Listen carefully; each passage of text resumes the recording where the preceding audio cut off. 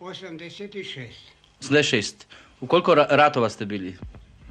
U Turski, pa u Albanski ustanak, pa onda prvi svjetski rat, pa drugi svjetski rat, pa sad u Njemačku.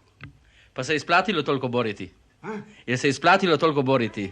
A je se isplatilo kad mi nismo napadali nikoga. Mi smo bili jedna miroljubiva zemlja, razumiješ ti, a kad su ne napali, mi smo se morali braniti.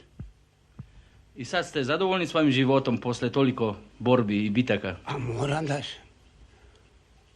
Mene je lijepo, mene ne bi trebalo milicije, ni ništa. Još milicajca u kuću ulazilo nije, od kad sam ja došao 45. godine. Mi se zovemo Bandić. Vuk Bandić, odakle je došao? Ne zna se tačno odakle je Vuk Bandić došao.